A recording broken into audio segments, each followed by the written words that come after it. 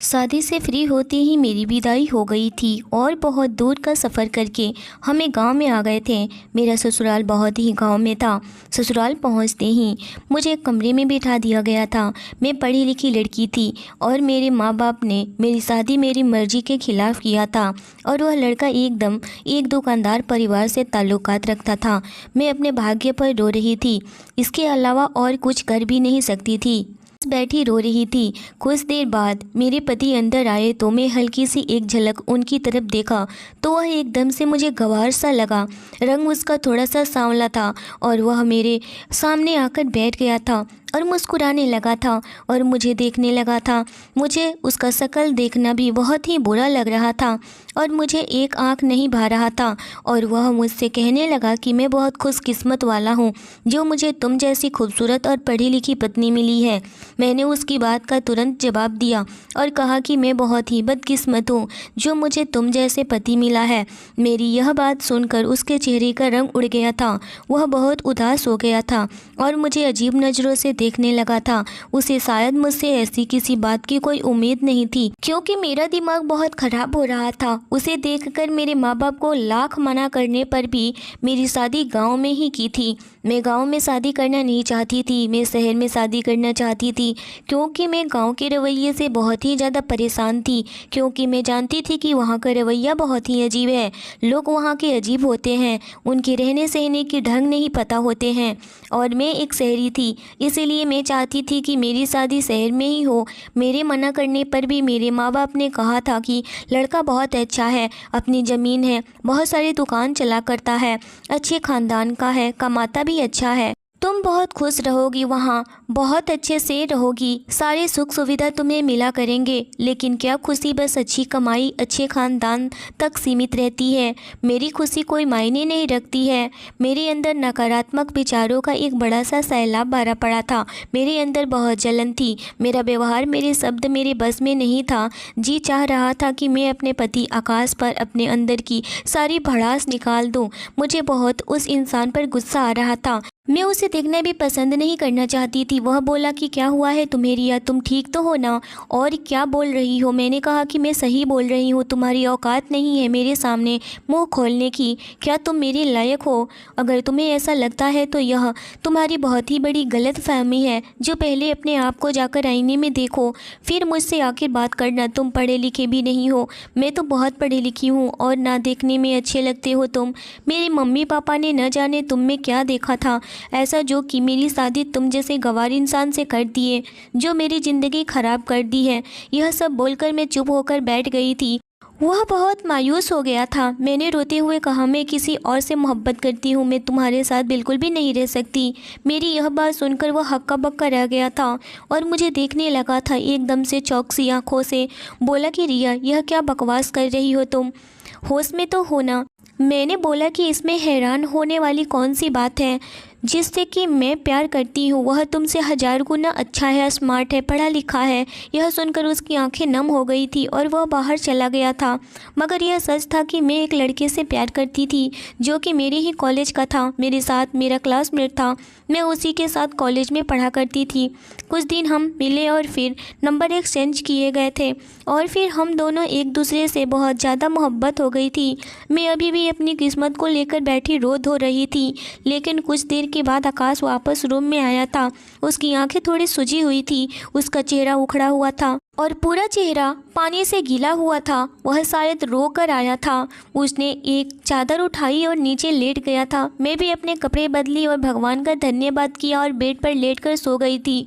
काफ़ी दिन यूं ही बीत गए थे। ना मैं आकाश से कोई बात की और ना ही आकाश ने मुझसे। वह दिन के बाद दिन निकलते ही दुकान में चला जाता था। शाम में थक हार कर जब वह वापस आता था तो उसके ऊपर धूल और खाद से मैले कपड़े और पसीने में पूरे शरीर भींगा हुआ रहता था, जिसको देखकर मुझे अजीब लगता था।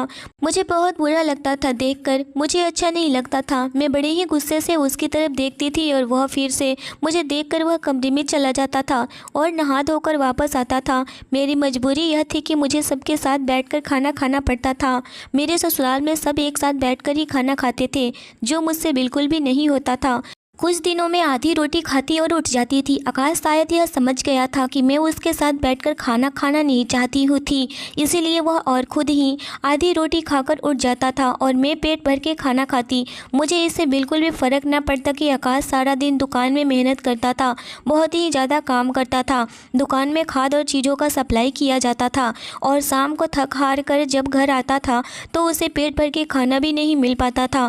मैं तो बस अपनी अधूरी ख्वाहिशों के बारे में ही सारा दिन सोचती रहती थी और अपनी मोहब्बत, अपने प्यार रमेश के बारे में ही सोचती रहती थी। मेरे पास जो फ़ोन था वह मेरे पापा ने वापस ले लिया था, क्योंकि यहाँ बहू बेटियों को फ़ोन रखने की इजाज़त नहीं थी। यहाँ ये सब का रीति रिवाज नहीं थे, इसीलिए मुझे यह गांव पसंद नहीं था। मुझे बिल्कुल भी अच्छा नहीं लगता था। जो मुझसे रहा न गया तो मैंने सारी शर्म लिहाज छोड़कर आकाश से फ़ोन मांगा और बोला कि मुझे रमेश से बात करनी है। मेरी बात सुनकर वह आश्चर्य से मेरी ओर देखने लगा था। उसने तो सोचा भी नहीं होगा कि मैं ऐसा कुछ उसके साथ कहूँगी। मेरी बेशर्मी बहुत ज़्यादा बढ़ चुकी थी। मैंने उसके हाथ से फ़ोन छीन लिया और रमेश का नंबर डायल करके बात करने लगी थी। जब मैं रमेश से बात की तो वह भी मेरी वजह से बहुत ज़्यादा परेशान था। मैंने उसे रोते हुए सारी बातें बताई थी। आकाश मेरे पास ही है, इस बात का भी मुझे कोई एहसास नहीं था। उसने चुपचाप अपनी चादर ज़मीन पर बिछा ली और लेट गया था। अब तो मैं यह रोज़ का काम करने लगी थी। मैं आकाश से फ़ोन लेती और रमेश से बात करने लगती। रमेश मुझे अभी भी अपनाने को तैयार था। एक दिन कमरे के अंदर नेटवर्क नहीं था तो मैं बात करने के लिए बाहर चली गई थी। सब लोग सो रहे थे और आकाश भी सो गया था। मैं बाहर खड़ी रमेश से बात कर रही थी कि अचानक पीछे से मेरे जेठ जी ने आकर मुझसे फ़ोन छीन लिया और बोले कि बेशरम औरत, पति के होते हुए ये यार बना रही है, किसी और गैर मर्द से बात कर रही है। तुझे शर्म नहीं आती है? शर्म करो, कैसी औरत हो, शर्म नहीं आती जरा भी। पता नहीं वह कब से मेरी बातें सुन रहे थे। वह खूब ज़ोर ज़ोर से मुझ पर चिल्लाने लगे थे। धीरे धीरे सब लोग अपने अपने कमरे से निकलकर आ गए थे और आकाश भी आंख मलते हुए आया और तेज आवाज़ में बोला कि क्या हुआ है, बात क्या है, इतनी रात को क्यों इतनी ज़ोर ज़ोर से चिल्ला रहे हो। मेरे जेठ ने सबके सामने मेरी पोल खोल दी। सब मुझे हैरानी से देखने लगे थे, लेकिन मैं मन ही मन खुश हो रही थी क्योंकि उनको सारी सच्चाई पता चल चुकी थी। अब यह मुझे मेरे घर भेज देंगे और फिर मैं रमेश से शादी कर लूँगी। क्योंकि ऐसा कुछ नहीं था, क्योंकि आकाश ने अपने भाई को ही झूठ साबित कर दिया था। बोला कि मुझे मेरी पत्नी पर पूरा विश्वास है, यह ऐसा कुछ नहीं करेगी और यह अपनी सहेली से बात कर रही है, इसने मुझे पहले से ही बता रखा है। यह बोलकर उसने सारी बातों को ख़त्म कर दिया और सब लोग अपने अपने कमरे में चले गए थे और मैं आकाश भी अपने कमरे में आ गए थे। और मैं कमरे में आते ही इसे लड़ाई करने लगी थी क्योंकि उस पर अब और भी ज़्यादा गुस्सा आ रहा था। मैं बोलने लगी कि अच्छा खासा मेरा रास्ता साफ हो रहा था। तुम सब जानते हो कि मैं किसी और से बात करती हूँ, किसी और से प्यार करती हूँ, मैं किसी और को जान से चाहती हूँ। रमेश को आज सबको पता लग जाना था। तुम मुझे इस घर से निकाल सकते हो, क्यों नहीं मुझे जाने दिए, क्यों तुम मुझे बचाए। फिर मेरी मम्मी पापा को मजबूर होकर मेरी शादी रमेश से कर देते, लेकिन तुम्हारी इस बकवास में मेरे रास्ते फिर से बंद कर दिए। तुम मुझे छोड़ क्यों नहीं देते? क्योंकि मेरे माँ पापा के वजह से मैं खुद कुछ नहीं कर सकती थी। अगर मैं तुम्हें छोड़ भी दूँ तो तब भी मैं तुम पर कोई इल्ज़ाम बर्दाश्त नहीं कर सकता था, क्योंकि तुम्हारी और तुम्हारे माँ पापा की इज्जत मेरी ही भी इज्जत है। अगर वह लड़का तुम्हें इज्जत के साथ अपनाने को तैयार है तो 7-8 दिन के बाद मैं खुद ही तुम्हें उसके पास लेकर जाऊंगा। उससे बात करके खुद पर सारा इल्ज़ाम लेकर तुम्हें तुम्हारे घर छोड़ दूंगा और तलाक के पेपर्स भी भिजवा दूंगा। तुम शौक़ से उससे शादी करना और खुश रहना। यह सुनकर मैं बहुत ज़्यादा ही खुश हो गई थी और पहली बार उसके लिए मेरी भावनाएं बदलने लगी थी, क्योंकि जितना मैं सोचती थी वह बुरा इंसान है वह उतना बुरा नहीं था। लेकिन मैं होश में आई और सारी बातें रमेश को बताई।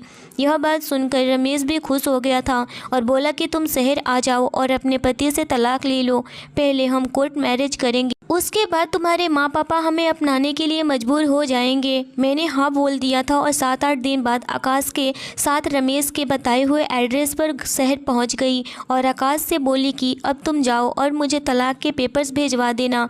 मेरा और तुम्हारा और कोई रिश्ता नहीं है, मैं रमेश से शादी करूंगी। वह बोला और 2-3 दिन के बाद इसी एड्रेस पर तलाक के पेपर भिजवा दूंगा। और वह वहाँ से चला गया। मैं रमेश के घर का दरवाज़ा खटखटाई तो दरवाज़ा रमेश ने ही खोला। मुझे देखकर वह तो बहुत ज़्यादा खुश हुआ था। घर के अंदर आ गई। घर में उसके अलावा और कोई नहीं था, जबकि उसने मुझे बोला था कि मैं घर में सबको बता दिया है। मैंने खाली घर देखकर उससे पूछा कि तुम्हारे घर वाले कहाँ हैं। उसने बोला कि आओ कमरे के अंदर आओ, बैठकर बातें करते हैं। हमने बहुत सारी बातें की और उसने मेरे साथ अपनी तस्वीर भी ली और किसी को सेंड करने लगा। जब मैं उससे पूछी कि किसको भेज रहे हो तो बोला कि तुम्हारे सास ससुर को भेज रहा हूँ, और यह बोलकर नहाने के लिए चला गया था। कुछ देर के बाद उसके फ़ोन पर इसी नंबर से वापस मैसेज आया था। मैंने देखा तो लिखा था कि लड़की तो लाजवाब है, पर मैं इसकी कीमत 4 लाख ही दूंगा। जब मैं पढ़ी तो मेरे पैरों तले से ज़मीन निकल गई। इससे पहले कि कुछ अनर्थ होता मैं वहां से भाग आई। पुलिस के पास गई तो पता चला कि रमेश फ्रॉड इंसान है। ऐसे ही बहुत सारी लड़कियों के साथ ऐसा किया है। और मैं रोती रोती अपने ससुराल पहुंच गई। मुझे घर में देखकर आकाश चौंक गया था और बोला कि अब क्या हुआ है। बोल तो दिया था कि पेपर्स भिजवा दूंगा, अब यहाँ क्या लेने आई हो। मैंने उसको ना चाहते हुए भी सारी बातें बताई। उसने सारी बातें सुनी और कुछ नहीं बोला। मैं उसके सामने अपने आप को बहुत छोटा महसूस कर रही थी। थोड़ी देर के बाद रात हो गई। वह हमेशा की तरह अपनी चादर नीचे बिछाकर सो गया, लेकिन आज मुझे नींद नहीं आई। मैं सारी रात रोती रही और आकाश के साथ किया गया गंदा व्यवहार मुझे बहुत खुद में बुरा लग रहा था। और कुछ देर बाद सुबह हो गई तो मैंने देखा कि आकाश अपने बिस्तर में नहीं है, क्योंकि रात में मैं सोच ली थी कि सुबह उठते ही आकाश से मैं माफ़ी मांग लूँगी और उसे अपना लूँगी, क्योंकि उससे ज़्यादा मोहब्बत और प्यार मुझे कोई और नहीं कर सकता है। यह बात मुझे समझ में आ गई थी, क्योंकि व्यक्ति की असली खूबसूरती उसके अच्छे व्यवहार से होती है। और मेरे आकाश का व्यवहार बहुत अच्छा था। बहुत अच्छा नहीं बल्कि बहुत ज़्यादा ही अच्छा था। खैर शाम हो गई और आकाश घर आए। मैं आकाश से माफ़ी मांगी। मैं बहुत रोई, लेकिन आकाश ने मुझे कुछ नहीं बोला और कुछ पेपर दिए और कहा कि इन्हें पढ़कर इन पर साइन कर देना। मैं उनसे कहा कि मुझे माफ़ कर दो, मुझे तलाक नहीं चाहिए, मुझे अब हमेशा तुम्हारे साथ रहना है।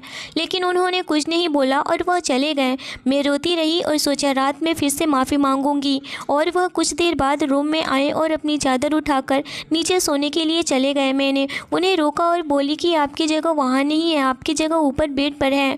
और मैं आकाश के पैरों में गिरकर रोने लगी और बोली कि मुझे तलाक नहीं चाहिए, मुझे आप चाहिए, मैं तुम्हें नहीं छोड़ना चाहती हूँ। मैं बहुत बड़ी गलती की, मुझे डांट लो, गुस्सा कर लो, लेकिन मुझे माफ़ कर दो। उसने मुझे उठाया और बोला कि अगर वह पेपर तुम पढ़ लेती तो ऐसा नहीं बोलती और ना ही इतना ज़्यादा रोती। मैंने बेड पर रखे पेपर्स उठाए और देखा तो वह ज़मीन के पेपर थे, जिस पर कुछ ज़मीन आकाश मेरे नाम कर रहा था और कुछ अपनी माँ के। यह देखकर मुझे यकीन न हुआ और मैं सन्न रह गई। कोई व्यक्ति इतना अच्छा कैसे हो सकता है। लेकिन मुझे यह देखकर शौक लगा था कि आकाश अपनी ज़मीन मेरे नाम क्यों कर रहा है। मैंने उससे पूछा तो वह बोले कि मैं कल शहर किसी काम से जा रहा हूँ, आकर सब कुछ बता दूंगा। उन्होंने मुझे उन पेपर पर साइन लिए और सुबह शहर चले गए। मैंने 2-4 दिन बड़ी ही बेसब्री से आकाश का इंतज़ार किया, लेकिन वह वापस नहीं आए। और 5वां दिन जो उनका एक दोस्त उनके मरने की खबर दी, घर में यह सुनकर कोहराम मच गया था। मैं तो यह सुनकर बेहोश हो गई थी, क्योंकि मुझे यह सब बर्दाश्त नहीं हुआ था। कुछ देर बाद जो मुझे होश आया तो मैं खूब ज़ोर ज़ोर से रोने लगी थी और उसके दोस्त ने बताया कि आकाश हॉस्पिटल में एडमिट है, आप लोग चल के मिल सकते हैं। यह सुनना था कि सभी घर वाले दौड़ पड़े आकाश से मिलने।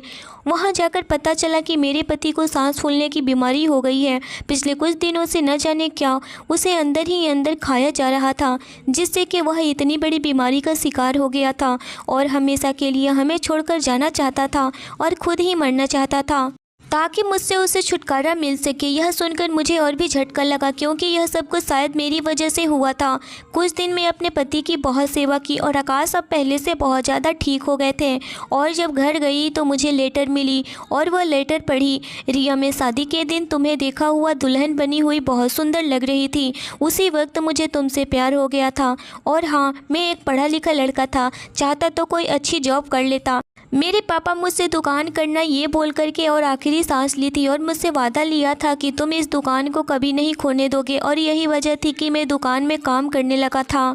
लेकिन अब शादी की रात तो तुमने मुझे बोला ही कि मैं किसी और लड़के से मोहब्बत करती हूँ, तो मैं पूरी तरह से टूट गया था। मैंने कभी आंसू नहीं बहाए थे, लेकिन जब तुम अपनी प्रेमी से बातें करती थी, ऐसे बातें जिन पर तुम्हारा पति होने के कारण सिर्फ मेरा अधिकार था, तो मुझसे बर्दाश्त न होती और मेरा दिल टूट कर रह जाता था और मैं खून के आंसू रोता था। इसीलिए शायद मुझे यह बीमारी हो गई, बहुत ज़्यादा टेंशन के कारण। और जब मुझे पता लगा कि मैं अपने हिस्से की कुछ ज़मीन है तुम्हारे नाम कर दूं, ताकि मेरी बात तुम्हें कोई कठिनाई ना हो और हाँ, तुम आज़ाद से अपनी ज़िंदगी गुजार सकती हो और किसी से भी तुम चाहे शादी कर सकती हो। यह पढ़कर मैं बहुत ज़्यादा रोई। मुझे बहुत बड़ी गलती हुई थी।